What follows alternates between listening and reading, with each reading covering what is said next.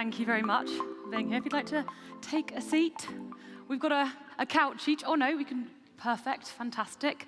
As Kayla said, we will be discussing building Web3 communities, and I'm delighted to be joined by Ian Goddard, Head of Innovation, Technical and Innovation Partnerships at Alpine F1 team, and Athena Yu, Deputy Head of NFT at Binance. Now, companies, of course, can build on Web3 infrastructure to create communities around their brands, building open platforms that share value with users, directly creating more value for everyone.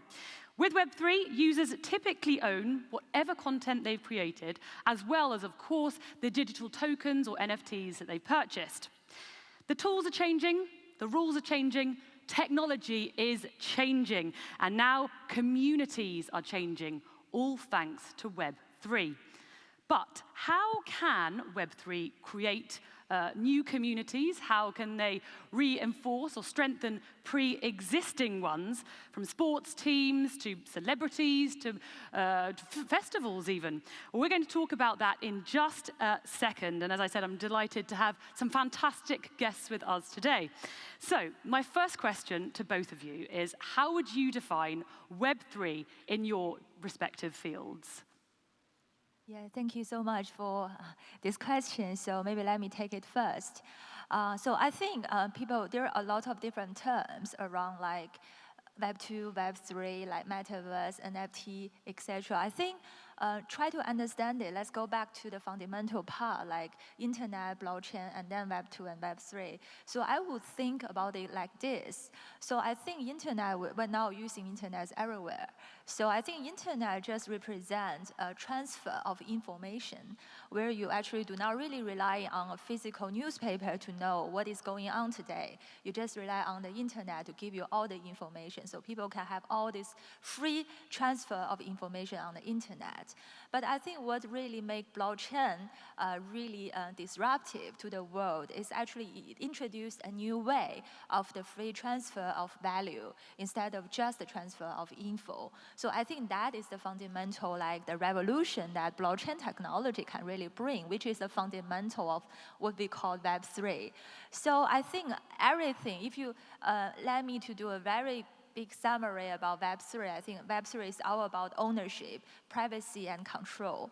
So for example, like in contrary to Web3, let's talk about Web2.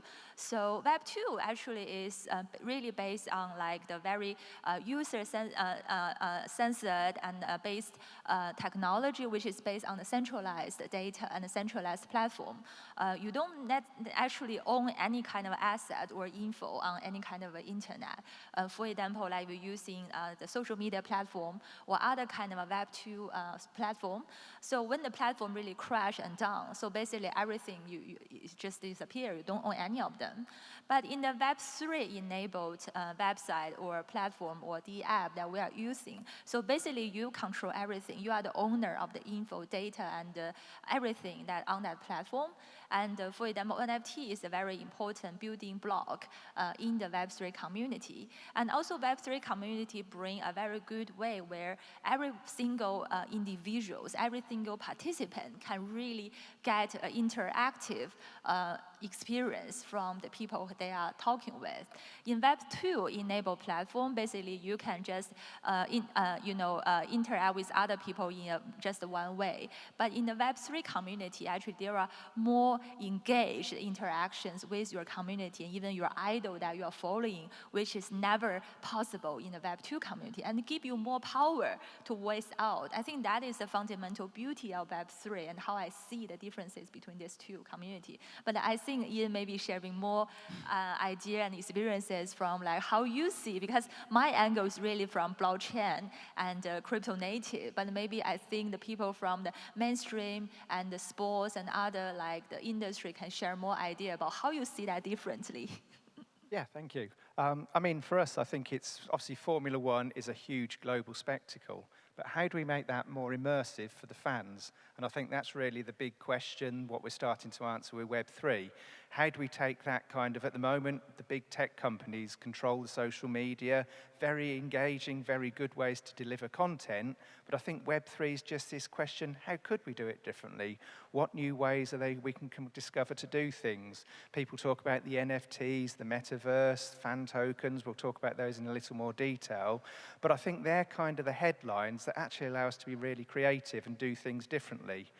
So lots of big subjects, but I think really it's that taking control, how do you make it more immersive, and how do we really just do something different so all of our F1 fans can just feel closer and more open to the things we're doing as a Formula One team. So you're really offering more immersive and exclusive content to their fans and getting them much closer to their idols. In February of this year, you launched a partnership with Binance Fan Token, and you launched your very own fan tokens. So 7 months down the line, how is it going? Has it met your expectations? Have you had any surprises along the way? Yeah, it's a brilliant partnership, as you say, in kind of its early days. And, for us as a Formula One team, people always think about technology and innovation. And I think, this Binance partnership's nothing different to that. Really, we want to be early adopters of future tech. So really being part of this journey with Binance, working with Binance and Binance Labs, seeing how we can develop some of these key future technologies is a big part of that partnership. Crypto uptake is another big part of why Formula One. Formula One's globally got over 1.5 billion regular fans. That way outnumbers the kind of 300 million current crypto users. So again, that education piece, how do we work with Binance? How do we take something like the fan token and take it to a wider audience than we've got here today? You're the specialists in the industry. How do we take this mainstream? And again, I think that's something what the partnership is going to help us do, help us explore that together. So just concretely, when you talk about fan tokens, what are you actually offering? What do you get if you do kind of purchase fan tokens as an avid F1 Alpine team fan? So I guess, there's two angles. On the one hand, it's a crypto product. So, its value can appreciate or as the markets go. It's been quite a steady token recently, and it's making some good progress financially. But it's much deeper than that. It's almost like becoming a shareholder of a Formula One team. We represent the Renault Group, one of the world's largest car alliances. And I think you as fans being able to buy a fan token and have a voting stake in things that we run. It might be exclusive access to very high-end competitions. It could be direct voting polls relating to something we're doing within the team. There's also a big crossover between the virtual and the on-track. So esports is growing hugely within our kind of sporting empire across not just Formula One, but the sort of endurance cars, GT racing, so lots of different levels where esports meets Formula One. And again, using the fan token as kind of the currency or the way to engage and cross those different disciplines is just a really great way to get, I guess, more empowerment for the fans and direct involvement in things we actually do. I guess where traditionally people would buy, like, Panini stickers or something, avid collectors and fans of a particular person or a team. But now you're actually promising, and you can actually, have and purchase experiences via these fan tokens. Is this, the future? Is this something you want to really kind of develop? Yeah, again, I think that goes back to the immersive comment I made in the opening question. It's really, what can a fan get that's more than just a sticker, just a signature? Can that be somehow related to, a real cool moment in time, a snapshot? And I think that's where NFTs cross over maybe more into interactivity, capturing a unique moment in history that you become the exclusive owner of. Maybe we can start a fabulous competition. We've done some recently, where again, by being a fan token holder, you get exclusive access to competitions that would never normally be available. We've had competition winners be mechanics for a day in our F1 team. We've even had a fan token competition winner drive an F1 car. Again, what we're really doing is taking this whole ownership and partnership with Binance to offer things. Yes, Web3 is kind of the package it's under, but Web3 and fan token really kind of pushing the barriers for what we do with our fans and how we kind of reward their loyalty and their support that they give us. And just one last question with regards to F1 and the fact it is such an innovative industry. Would you say that fans have embraced fan tokens more than maybe another sporting discipline? It's probably a strong part of it. Again, that's part of the learning and the education we're doing. We know the fan base is much bigger than the crypto base, but we're seeing that kind of rapid expansion. We're seeing fans genuinely come to us because of their interest in, across the technology as much as the racing. So I think that's kind of the big growth area for the future, where we can really mix those two. And again, more and more people become natural fan token holders. Athena, when you do launch into these kind of fan tokens or the equivalent, there are, of course, a lot of risks for a team such as F1 or for a celebrity. What would you say they are?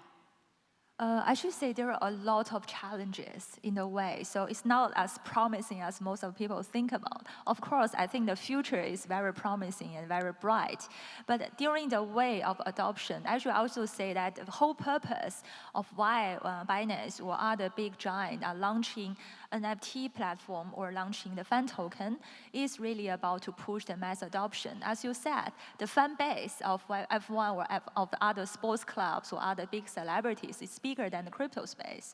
So what Binance really want, what we envision is like we want to bring a bridge between those two worlds, but that is not easy at all.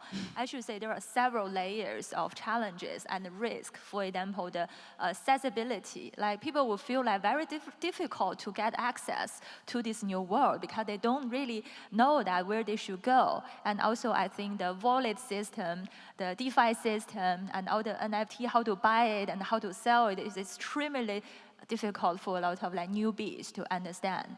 This is number one. Number two, I think security is also a big challenge and risk. So there were a lot of unaudited projects on chain, and there were a lot of risks of using your own wallet. You are not properly educated or used that before. So you will easily get trapped or get a lot of rug pulls on chain. So basically there has been a lot of loss on that side. So that is why we also spend a lot of time on really helping people on that front. And I should say the third risk or challenges is really education, because people don't have a really proper understanding of what exactly fan token or NFT represent for. So people would just think maybe NFT is just like a picture of a monkey, or fan token is just like something you can buy and earn. But that is far more than that. Actually, that represents for the utilities and represent for the ownership of your own asset. And you should also do the own research of really identifying what are the good ones out of the bad ones. So I think those are the fundamental hurdles that people need to go through before that they can properly know and get into this new world, which is truly exciting. But education, I should say, as the previous panel they addressed, is a kind of problem. Education about understanding the whole world, understanding all the tools you should use, understanding all the security issue and risks, and to try to really mitigate them is the things that I should say the responsible player in the industry like F1 or Binance, we really need to play. I know that Binance is, of course, very invested in educating people. But how do you work with teams such as Alpine to kind of reassure them, to educate them, not only them, but also the fans, to say, this is a great investment. We're promising great things here as well. I think the best education is always come along with the practice, and which we need to really lower the barrier for people to understand. I think blockchain and NFT and DeFi token it's like a black jungle. So there are plenty of risk. So if at the very beginning people feel like this is really very hard to get access, or very difficult to understand the terms, or very difficult to get the first engagement, and then they will never want to touch that phase. So I think what we did together with F1 or other fan token partners or NFT partners, we make the whole process very easy to onboard. For example, we have our account system, which we can enable a very easy onboard, and also use fiat to buy the NFTs or buy fan token directly.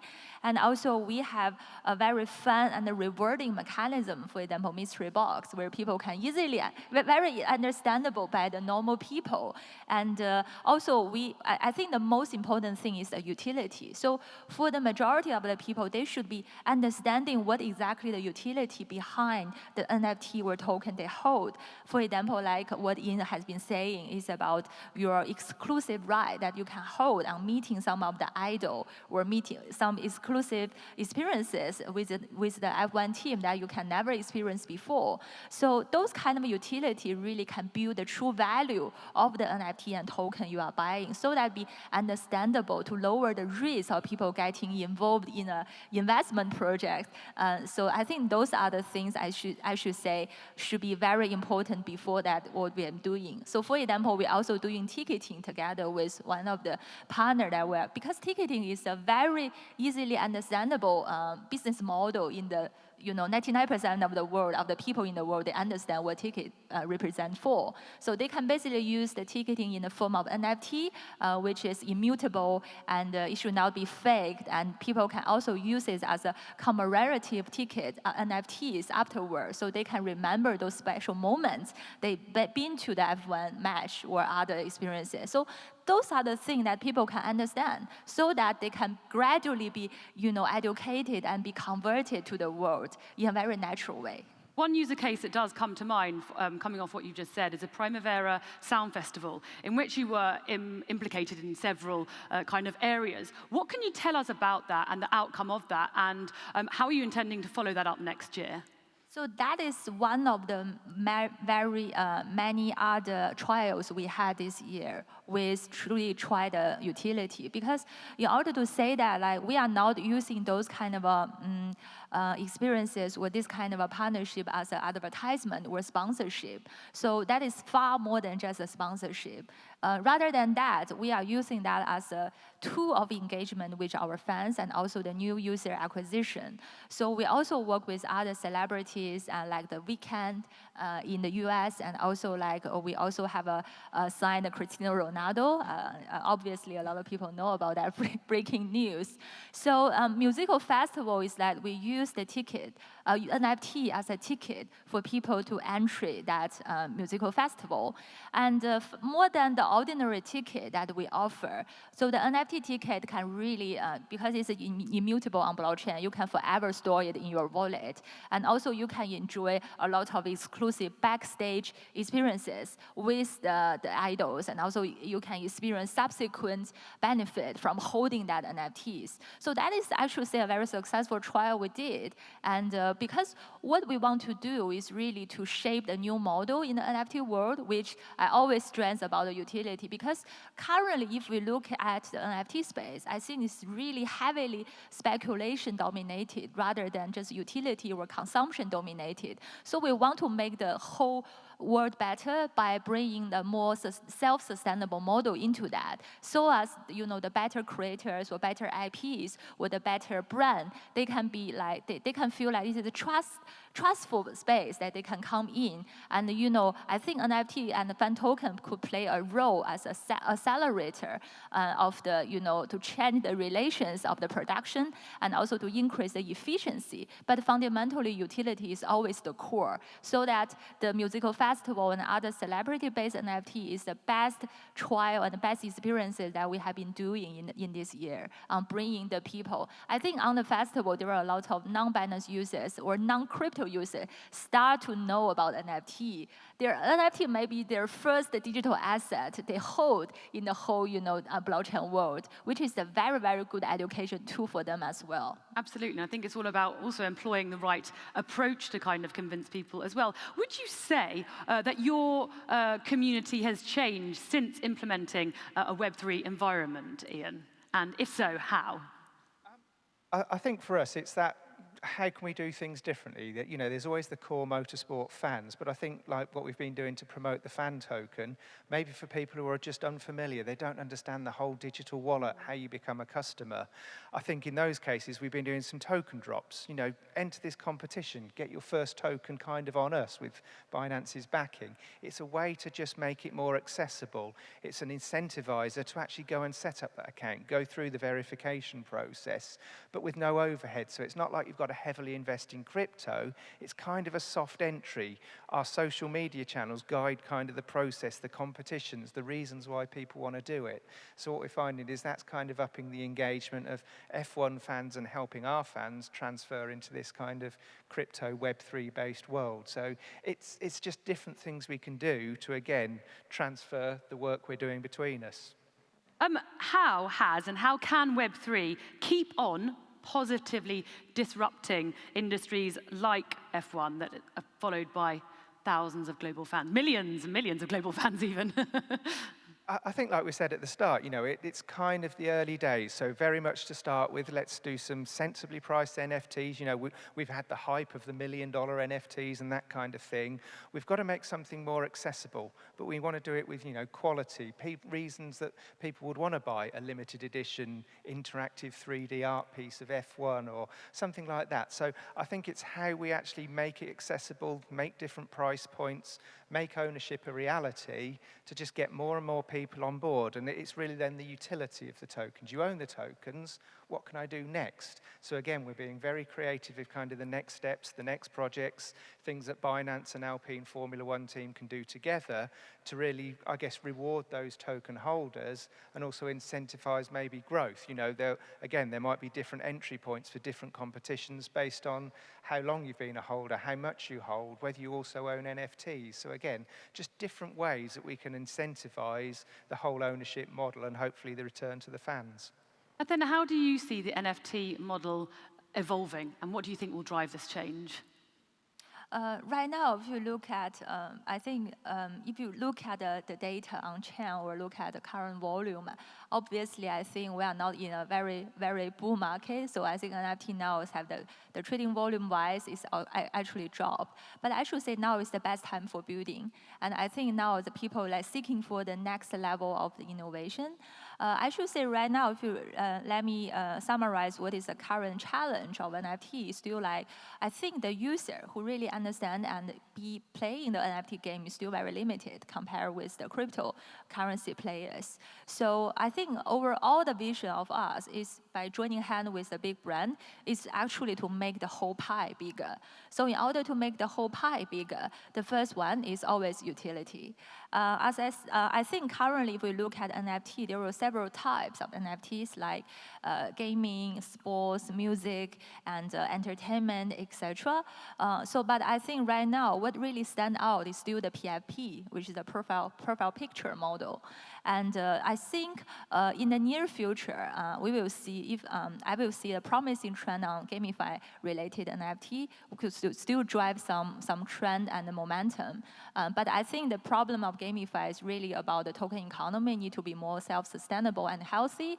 So people come here for it's the play-to-earn model, but people coming here more to earn, but not for play. So we need to really introduce more high-quality project into the space. But I firmly believe that NFT and the token should be a self-sustainable and a united mechanism that we should work on. And if we have already built a very good utility-based NFT, and then I think NFT-Fi or NFT finance should be something that can be another trend that people can really discover. It's actually building a whole ecosystem based on the core essence of NFT. Yeah. So in just the last one last question with regards to what financial and utility benefits you are seeing in the long term and what the potential is of this partnership with Binance. I think really, utility is something we keep mentioning, and it's really how we actually make the crypto, the fan token, I guess, more accessible and usable for the fans in the physical world. So, looking at things like Binance Pay to spend the tokens, maybe being able to shop with our merchandise, but with some kind of Binance products. So using Binance cards to effectively buy merchandise, I think that's kind of a natural thing. Also, where we go with, okay, what can you do with ownership of the tokens? We mentioned the metaverse very briefly at the start. logical things for us are kind of taking racing into the metaverse. Another way that we could do something very different, very immersive, to again reward the fan token holders and kind of create this, you know, Web3 space as far removed as what we think of Web2 as we can. And again, that's the exciting investments with Binance into things like the metaverse, working with us to define exactly what that could look like. So I think there's some big steps to come, but again, you know, very early in planning those out, but excitement for the future, I think. Absolutely. Big things lie ahead. Thank you so much for sharing your experience and, of course, your insights with us, Athena and Ian. Thank you very much on participating in this talk on building Web3 communities. Thank you. Thank you. Thank you very much.